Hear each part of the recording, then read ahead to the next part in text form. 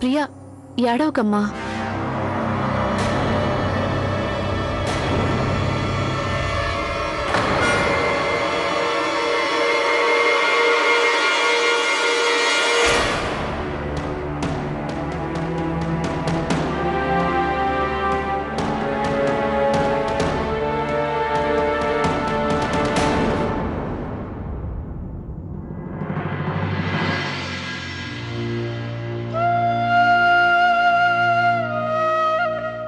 అక్క, మీరు చెప్పింది కరెక్టే. నేను చేసిన తప్పుకి మరొకరికి శిక్ష పడడం నాకు నచ్చలేదు. ఇప్పుడు అనుకోవడం వల్ల లాభం ఏంటి లవ్లీ? నువ్వు అసలు రూల్స్ పాటించాలని అనుకోవడం లేదు కదా? ప్రియాక్క, నేను చేసిన తప్పుకి శిక్ష మీరు అనుభవించాల్సి వస్తుందని నేను అస్సలు అనుకోలేదు. దీనికి నేను ఎంతో బాధపడుతున్నాను. ప్లీజ్ నన్ను క్షమించండి అక్క. యు నో లవ్లీ, నాకు కూడా రూల్స్ ఫాలో అయ్యే అలవాటు ఉండేది కాదు. నేను ఎప్పుడైతే ఆదిని ప్రేమించానో అప్పుడే ఈ ఇంటి రూల్స్ ని అడాప్ట్ చేసుకున్నాను. అయినా కార్తిక్ ని ప్రేమిస్తున్నప్పుడు నువ్వెందుకు అలా చేయలేవు? నిన్న ఉదయం 4 గంటలకి లేపాను కదా, మళ్ళీ నువ్వెందుకు పడుకున్నావు? How can you be so irresponsible? అక్క, నేను నిజంగానే చెప్తున్నాను, ఈ జరిగిందంతా నేను కావాలని చేసింది కాదక్కా. ఏ లవ్లీ, కానీ నీకు బాగా తెలుసు కదా అత్తగారు మనందరితో చాలా కఠినంగా ఉంటారని. ఒకవేళ నువ్వు అత్తగారు చెప్పినట్టు నడుచుకొని ఉండుంటే ప్రియకి పాపం అన్యాయంగా ఈ శిక్ష పడుండేది కాదు.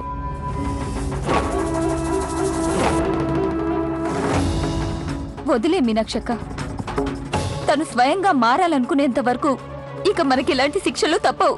అక్క, నేను ట్రై చేశాను కానీ లేవలేకపోయాను.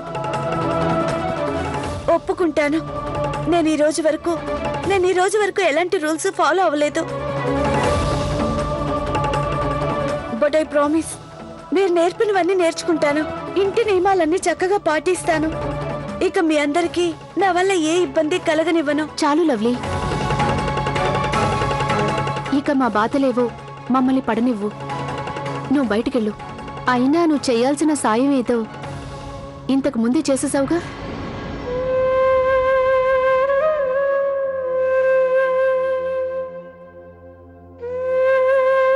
అక్క, నా మీద మీ అందరికీ కోపం రావడంలో తప్పు లేదు. కానీ నేను ఒకటి మాత్రం చెప్తున్నాను, నేను అత్తగారు కోరుకునే కోడల్లా కావాలన్నా, మీలా అన్ని పనులు నేర్చుకోవాలన్నా నాకు కొంచెం టైం పడుతుంది.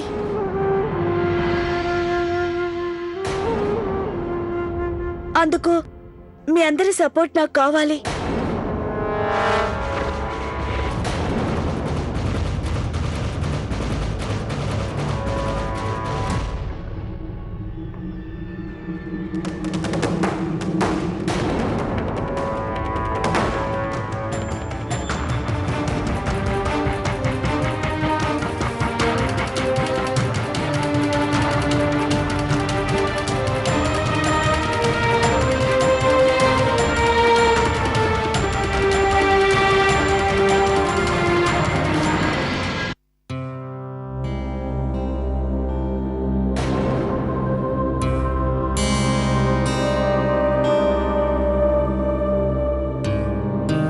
Priya, Priya, everything will be fine very soon.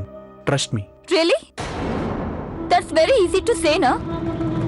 ఎందుకంటే రోజంతా పస్తులు ఉండాల్సింది నేను, నువ్వు కాదు కదా. అది కూడా వేరొకరు చేసిన తప్పుకి. ప్రియా, నేను అర్థం చేసుకోగలను నీకెంత బాధగా. ప్లీజ్ ఆది, అత్తయ్య గారు చాలా స్ట్రిక్ట్ అన్న విషయం నాకు బాగా తెలుసు. కానీ ఈ రోజు అర్థమైంది ఆవిడ అన్ఫేర్ అని కూడా. తప్పొకరు చేస్తే శిక్ష మరొకరికి వేసింది. పైగా నువ్వు అక్కడ ఒక్క మాట కూడా మాట్లాడలేదు నాకు వేసే శిక్ష అన్యాయమని. I'm your wife Adi. How can you keep quiet? Priya, Priya, listen to me. Please understand. You know very well, మేమెవరూ అమ్మ మాటకి ఎదురు చెప్పలేము. ఒకవేళ నేను అలా చేసుంటే పరిస్థితి ఇంకా కఠినం అవుతుంది. వాది, నువ్వు నీ వైఫ్ కి తప్పు లేకుండా శిక్ష పడుతుంటే చూస్తూ ఉండగలవు, కానీ మీ ఫ్యామిలీ మెంబర్స్ ని మాత్రం ప్రశ్నించలేవు.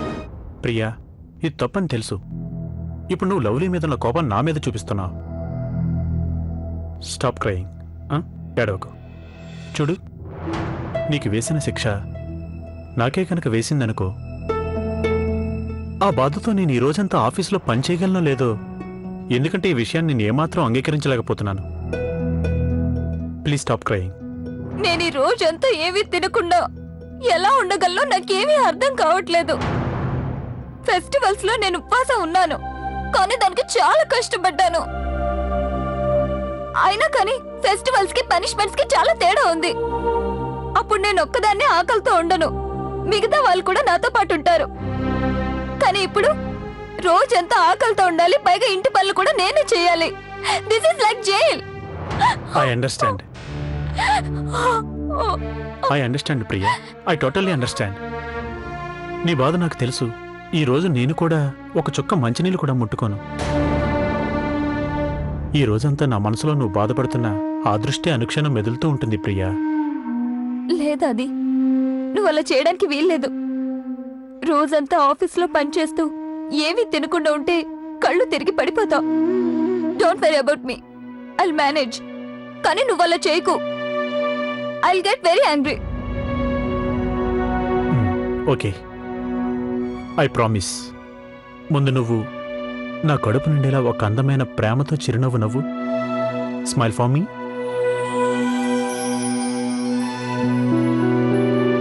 సరే, నువ్వు వెళ్ళు, లేదంటే ఆఫీస్కి లేట్ అవుతుంది.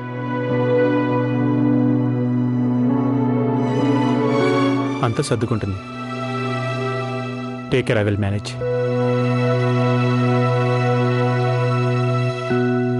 అంతా సర్దుకుంటుందని నువ్వు చాలా తేలిగ్గా చెప్పావు, కానీ రోజంతా ఆకలితో పస్తులు ఉండడం చాలా కష్టం. లవ్లీ, నేను నీ మేలుకోరి ఎప్పుడు ఏది చెప్పినా నువ్వు వెంటనే ఏడుపు మొదలు పెడతావు. నా మీద ఎవరికి ప్రేమ లేదు.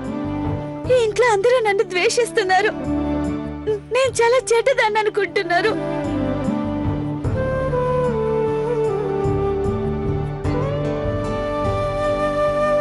ఎవరన్నారు నిన్ను చెడ్డదానివని? చూడు, నేను నిన్ను ప్రాణంగా ప్రేమిస్తున్నాను. నువ్వు ఊహించుకుంటున్నట్టుగా ఈ ఇంట్లో ఎవ్వరూ లేరు. కావాలంటే నువ్వు పని చేయి, లైఫ్ని సీరియస్గా తీసుకుని చూడు, అంతే. కార్తీక్, నేను కూడా అదే అనుకుంటున్నాను. ఈ రోజు ప్రియాకకు శిక్ష పడింది, దానికి నేనే కారణం. అసలు ఆ శిక్ష నాకు పడాల్సింది. నా గురించి తెలుసుకోకుండా ఈ ఇంట్లో నా గురించి అందరూ చెడుగా అనుకుంటున్నారు. నేను ఒక పద్ధతి తెలియని గొప్పింటి అమ్మాయిని అనుకుంటున్నారు. ఇలాంటి అనుబంధాలు సంప్రదాయాలు ఏమీ తెలియవనుకుంటున్నారు. కనీసం చెప్పింది కూడా విన్ని మొండిదాన్నని. నిజం చెప్పనా కార్తీక్, వీళ్ళెవరూ నన్ను యాక్సెప్ట్ చేయడం లేదు. వీళ్ళెవరికి నేను అక్కర్లేదు. నన్ను ఈ కుటుంబంలో ఏ ఒక్కరూ కలుపుకోరు. అలా మా వాళ్ళు ఎందుకు ఆలోచిస్తారు? అవన్నీ నీ అపోహలు. చూడు, ఇప్పుడు చేయాల్సిందల్లా ఒకటే, వీలైనంత త్వరగా నువ్వు ఇక్కడి పరిస్థితులకు తగ్గట్టుగా మారిపోవాలి. కార్తీక్, నేను ఇంతకు ముందే చెప్పాను, నన్ను మార్చుకోవడానికి సిద్ధపడి నిన్ను పెళ్లి చేసుకున్నానని. కానీ నేను వేరే ప్రపంచంలో నుంచి వచ్చాను. అందువల్ల ఇక్కడ పరిస్థితులకి అడ్జస్ట్ అవడానికి టైం పడుతుంది. నాకు ఆ మాత్రం అవకాశం ఇవ్వరా? ఇస్తారు లవ్లీ, నీకు తప్పకుండా అవకాశం ఇస్తారు. చూడు, ఇప్పుడు ప్లీజ్ ఏడవకు, చెప్తున్నాగా ఏడవకు. ఇక నెక్స్ట్ టైం నుంచి నువ్వు కొంచెం బాధ్యతగా ప్రవర్తించు.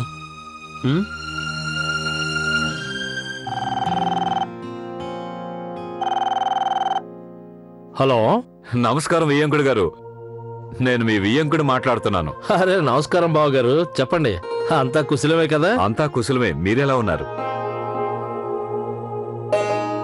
అది మాలతి మీతో ఏదో ఒక విషయం మాట్లాడాలట. మాట్లాడతాను, ఇవ్వండి. ఇస్తాను, మాట్లాడండి. నమస్కారం అన్నయ్య గారు. నమస్కారం చెల్లమ్మ గారు.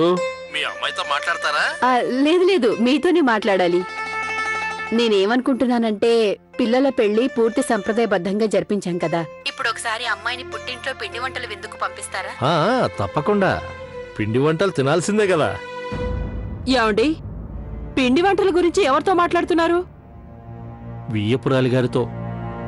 ఇలా ఇవ్వండి, నేను మాట్లాడతాను. మాట్లాడు. హలో, నమస్కారం వదిన గారు. నమస్తే వదిన గారు. మీరు మీ అన్నయ్య గారితో ఏదో చెప్పారట? అది నేనేమడిగానంటే పిండి వంటల విందుకు మా అమ్మాయిని ఇంటికి పంపిస్తారా అని. తప్పకుండా తీసుకువెళ్ళండి. పెళ్లి పూర్తి సాంప్రదాయబద్ధంగా జరిగినప్పుడు ఇక ఈ ఆచారం మాత్రం ఎందుకు చేయకూడదు? కానీ మాకు అర్థం కానిదొకటే, మీకు ఈ ఆచారాలు సాంప్రదాయాలు పద్ధతుల గురించి ఏమీ తెలీదు కదా. మీరు చెప్పింది నిజమే కాని వదిన గారు, కానీ మీలాంటి వాళ్లతో వియ్యం అందుకున్నాక మేం కూడా కొద్ది గొప్ప తెలుసుకున్నామండి. అదీగాక ఇంకో విషయం ఏంటంటే ఈ విందు సాకుతో మా అమ్మాయిని చూసినట్టు కూడా ఉంటుంది కదా. అవును, నిజమే. లవ్లీని మా ఇంటికి తీసుకురావడానికి తారా అభయలను పంపిస్తానండి. అలాగే పంపించండి. థ్యాంక్స్ వదిన గారు, చాలా చాలా థ్యాంక్స్. కిట్టు, మిఠాయి షాప్ లో డబ్బులు ఇచ్చాను, ఇంకా బ్యాండ్ వాళ్ళకి ఇవ్వాలి. పైకి వెళ్లి లవ్లీ కార్తీక్లను మిగతా వాళ్లను కిందకి రమ్మను. ఎందుకు?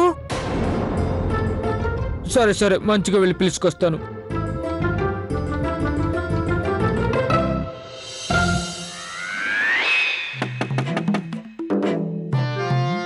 హలో, కిట్టు గారు వచ్చారు. పదండి పదండి. అమ్మగారేమో మీ ఇద్దరిని కిందకి రమ్మని చెప్పారు.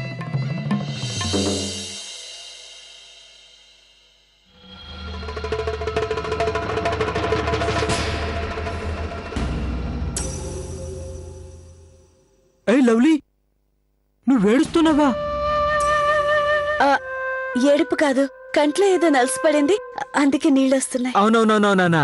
అయితే నువ్వు పంచే కళ్ళులా పెద్దగా చేసి అప్పుడు నీ అరిచేతిలో కొన్ని నీళ్లు తీసుకొని టప్ టప్ టప్ అని కొట్టుకోలేప్పుడు క్షణంలో నిలిచిపోతుంది.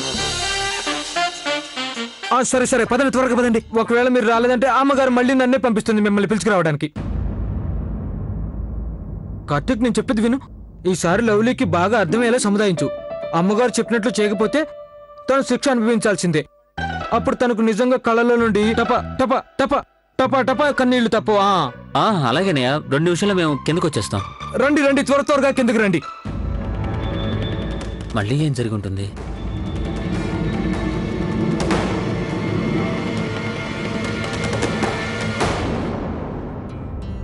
చెప్పానండి, చెప్పాను. స్కూల్ నుంచి వచ్చేసారా? అమ్మగారు వాళ్ళిద్దరు వచ్చేస్తున్నారు.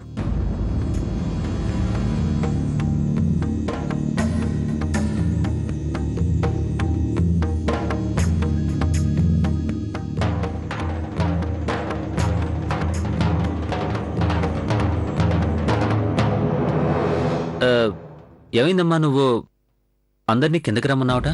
కార్తీక్, పిండి వంటల విందుకు తారా అభయలు నీ భార్యను తీసుకెళ్లేందుకు వస్తున్నారు.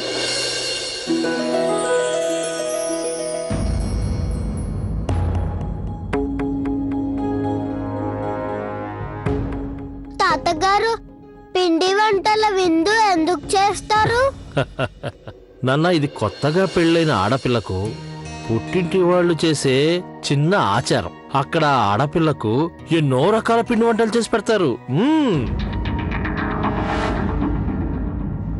అయితే పిన్ని వెళ్ళిపోతుందా? లేదు నాన్న, ఈ ఒక్క రోజు కోసమే వెళుతుంది, రేపటికల్లా వచ్చేస్తుంది. మరి నా కోసం ఏం తెస్తారు? నేను మీ అందరి కోసం బోల్డ్ అని గిఫ్ట్లు తెస్తాను. ప్రామిస్? ప్రామిస్. అరే ఇదేం విచిత్రం అమ్మగారు. లవ్లీ వాళ్ళ పుట్టింటికి వెళ్ళిపోతుంది, పుష్టిగా కమ్మగా చేసిన పిండి వంటలన్నీ దిట్టంగా లాగిస్తుంది. కానీ మన ప్రియ ఈ రోజంతా ఆకలితో చావాల్సిందేనా? ఇది పూర్తిగా అన్యాయం కదా.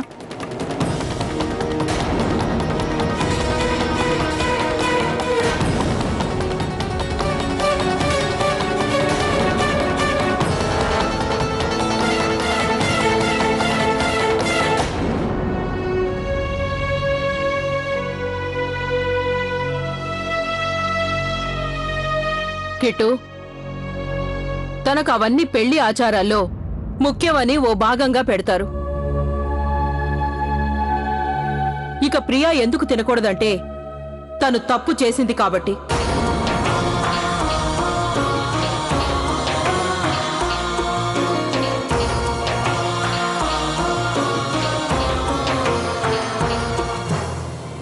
నేను నీకు బాధ్యత అప్పగించాను. కార్తీక్ భార్యని పొద్దున్నే లేలి పూజ సమయానికి తీసుకురమ్మని, కానీ నీ బాధ్యతను నెరవేర్చలేదు. అందుకు నేను శిక్ష వేస్తున్నాను. అత్తయ్య గారు, ప్లీజ్ మీరు ప్రియక్కను క్షమించండి. అక్కకు వేసిన శిక్షను తీసేయండి. ఒట్టేసి చెప్తున్నాను, రేపటి నుంచి టైంకి లేస్తాను. ఇక ఎప్పుడూ మీకు కోపం తెప్పించను. ప్లీజ్ అత్తయ్య.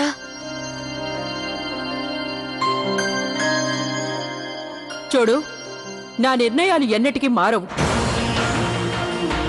ప్రియా ఈ శిక్ష అనుభవించి తీరాల్సిందే. ఇంకో విషయం ఏంటంటే, ఇంకెవరూ ఈ విషయంపై మాట్లాడే ప్రయత్నం చేయొద్దు.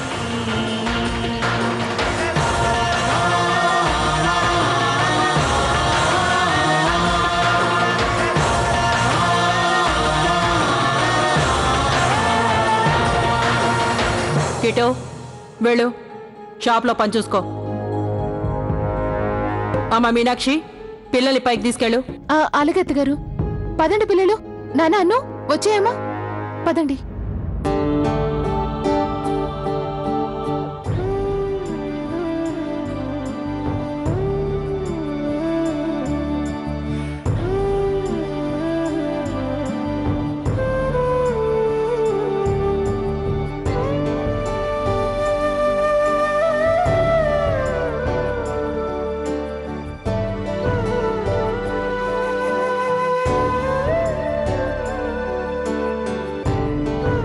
నేను ఈ అన్యాయం జరగనివ్వను. ఏదేమైనప్పటికీ ప్రియాక్కకు భోజనం తినిపిస్తాను. సామదాన భేద దండోపాయాలతో తినేలా చేస్తాను.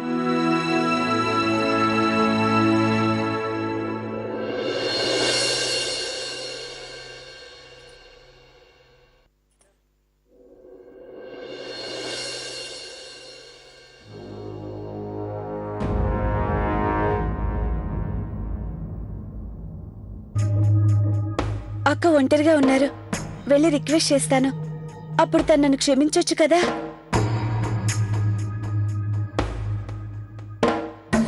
ప్రియక్క, ఏంటి? అక్క ప్లీజ్ నన్ను క్షమించండి. Please forgive me.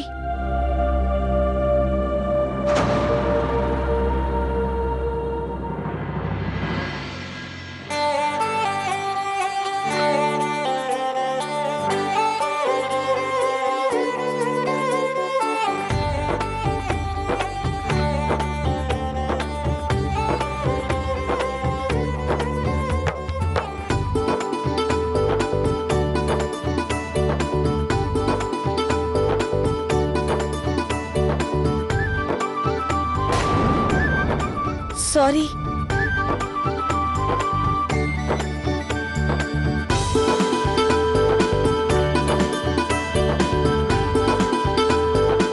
ఏమైంది నీకు? నన్నెందుకు కాపీ చేస్తున్నావు? లేదక్క, నేనెందుకలా చేస్తాను? నేను మీకు హెల్ప్ చేస్తాను. అలా చేస్తూ చేస్తూ మీ దగ్గర పనులు నేర్చుకుంటాను. No thanks. నువ్వు చేయాల్సిన సాయం కన్నా చాలా ఎక్కువ చేసావు. నేనిప్పుడు దాని ఫలితాన్ని అనుభవిస్తున్నా.